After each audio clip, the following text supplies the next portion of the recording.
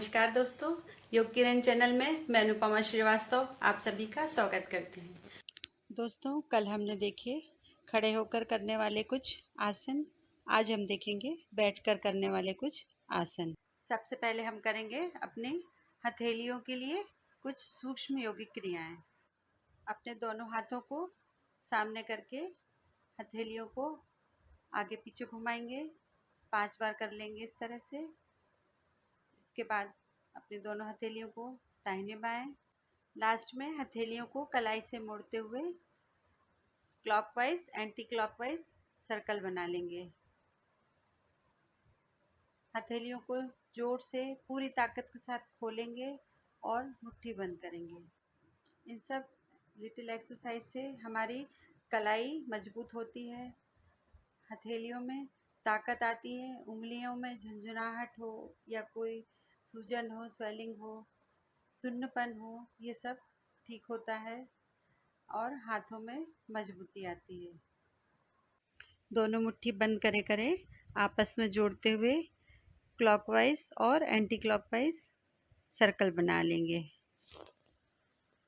ये तो हमने की अपनी कलाई और हथेलियों को मजबूत करने के लिए कुछ एक्सरसाइज। अब करते हैं गर्दन और पीठ को मजबूत करने के लिए कुछ एक्सरसाइज। दोनों हाथों की उंगलियों को आपस में क्रॉस करके बांधते हुए सर के पीछे ले जाएंगे।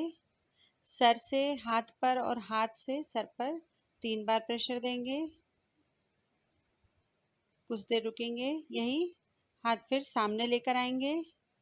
सामने से सर से हाथ पर और हाथ से सिर पर प्रेशर देंगे। यही प्रेशर दाहिने बाएं भी कर लेंगे, दोनों तरफ से 3-3 बार। ये सारी एक्सरसाइज सर्वाइकल स्पॉन्डिलाइटिस में बहुत फ़ायदा करती हैं। अब हाथों की उंगलियों को कंधे पे रखेंगे और कोहनी से मोड़ते हुए अपने दोनों हाथों से क्लॉकवाइज और एंटी क्लॉकवाइज सर्कल बनाएंगे। ये सूक्ष्म व्यायाम हमारे लिए बहुत ही ज़रूरी है। इसे बिना भूले रोज़ करना चाहिए, तभी आपको इसका लाभ मिल सकेगा। कुछ देर रेस्ट करके सांसों को नॉर्मल होने देंगे। आइए अब करते हैं मंडूकासन। मंडूकासन करने के लिए सबसे पहले वज्रासन में बैठ जाएंगे। दोनों हाथों को सामने करते हुए मुट्ठी बंद करेंगे।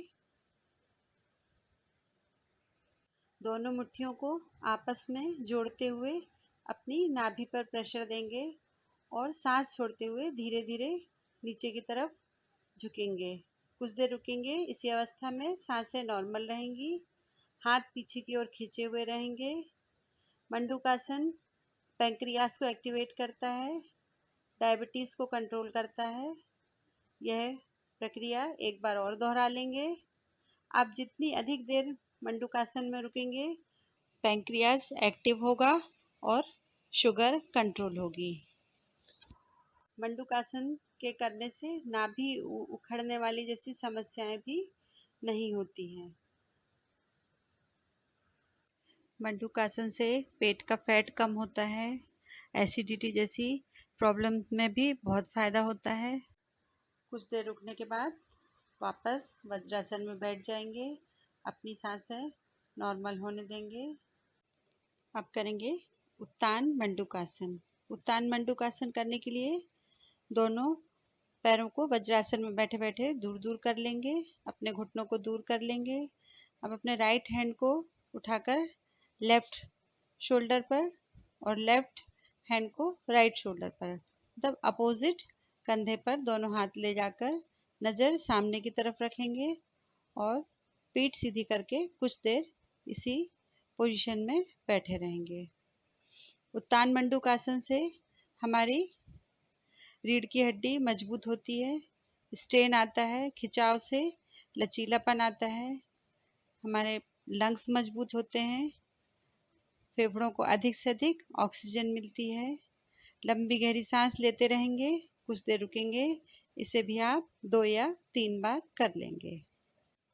उत्तान मंडूकासन करने के बाद वापस वज्रासन की स्थिति में आ जाएंगे। कुछ देर रुकने के बाद अपने घुटनों पर खड़े हो जाएंगे और हम करेंगे उष्ट्रासन।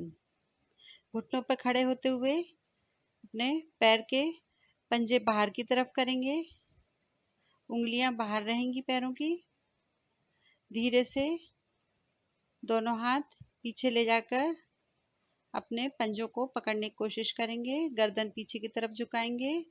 धीरे धीरे करेंगे, गर्दन पर स्ट्रेन ना हो।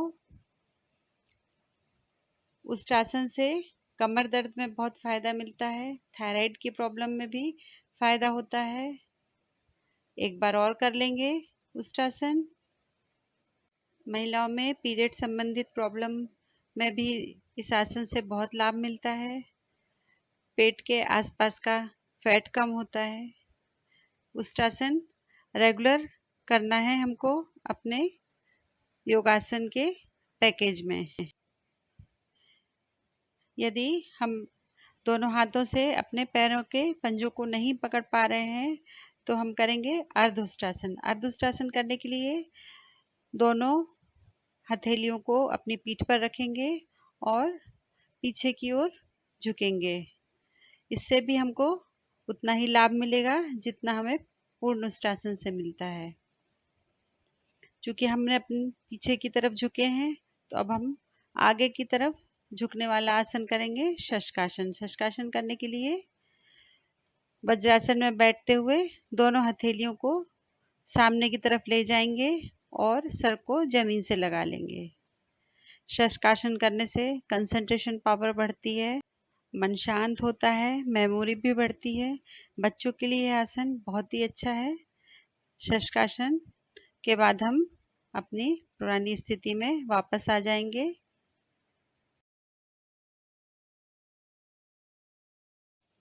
उष्ट्रासन के बाद अब कुछ देर दंडासन में बैठते हुए पैरों की उंगलियों को आगे पीछे कर लेंगे, थोड़ा रिलैक्स हो लेंगे। दंडासन में पीठ सीधी रहेगी, कमर के दोनों तरफ हथेलियां रहेंगी और पैरों को उंगलियों को आगे पीछे करेंगे। इससे पैरों में झुनझुनी वगैरह नहीं चढ़ेगी और आपके पैर भी रिलैक्स होंगे। आइए अब करते हैं गोमुख आसन। गोमुख आसन करने के लिए अपना एक पैर पीछे ले जाएंगे, दूसरा पैर उसके ऊपर रखेंगे। जो पैर ऊपर रहेगा वही हाथ ऊपर से ले जाएंगे और दूसरा हाथ कंधे के नीचे से दोनों हाथों को पीछे से आपस में मिलाना है और सामने की तरफ कुछ देर रुककर देखना है। इसे कहते हैं गोमुख आसन। एक बार पीछे से भी देख लीजिए किस तरह से पीछे हाथ मिलेंगे दोनों। जबरदस्ती कोशिश नहीं करना है, आराम से जितना आप कर सकें उतना ही करना है। दोनों हाथ मिलाकर कुछ देर रुकेंगे इसी अवस्था में। दूसरी तरफ से भी कर लेंगे इसको। दूसरा पैर ऊपर लाकर और दूसरा हाथ ऊपर लाकर कर लेंगे गोमुख आसन। गोमुख आसन के भी बहुत सारे फायदे हैं। डायबिटीज़ कंट्रोल होती है, पेट के आसपास के फैट को कम करता है, हाथों में मजबूती लाता है, लंग्स मजबूत करता है, श्वसन क्षमता हमारी बढ़ती है। लेकिन गोमुख आसन आपको जबरदस्ती नहीं करना है, जितना आपसे हो सके एक्सरसाइज के बाद धीरे धीरे आपको आपके हाथ कुछ देर अपने सांसों को नॉर्मल होने के लिए रुकना है। जल्दी जल्दी आप यदि करेंगे तो थकान महसूस होने लगेगी। सांसों को नॉर्मल होने देंगे। आइए अब हम करेंगे अर्ध मत्स्यंद आसन। दोनों पैरों को सामने की तरफ ले आएंगे। अब एक पैर अपनी दूसरे पैर की जांघों के नीचे रखेंगे, दूसरे पैर को उसके ऊपर घुटने के ऊपर रखेंगे। जो पैर ऊपर है उसका अपोजिट हाथ घुटने के ऊपर से आकर पैर के पंजों को छूने की कोशिश करेगा और दूसरा हाथ पीछे की तरफ, नज़र भी पीछे की तरफ रहेगी। यही प्रक्रिया दूसरी तरफ से भी कर लेंगे। अर्ध मत्स्यासन से हमारे पेट के सभी अंगों की एक्सरसाइज होती है।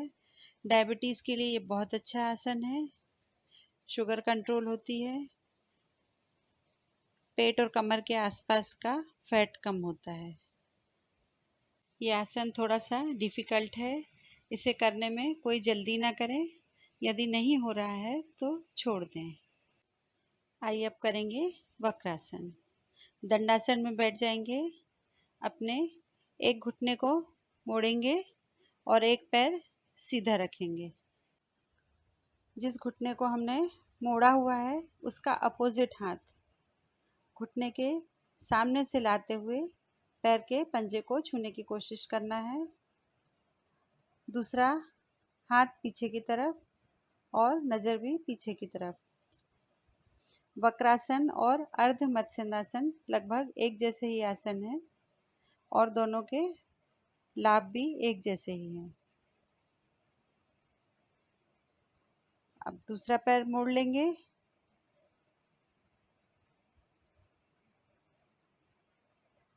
अपने हाथों को सामने ले जाकर पैर के पंजे को छूने की कोशिश करेंगे और कुछ देर रुकेंगे।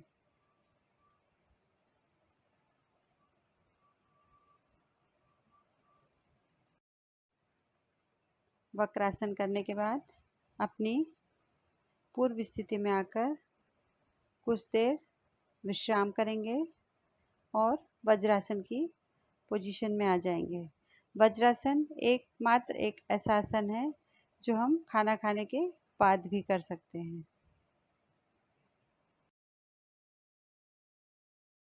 तो दोस्तों, आज की वीडियो आपको कैसी लगी? इसे लाइक करिए, शेयर करिए और मेरे वीडियो चैनल को सब्सक्राइब करिए। कल आपके सामने मैं अपनी नेक्स्ट वीडियो लेकर उपस्थित होती हूँ। नमस्कार।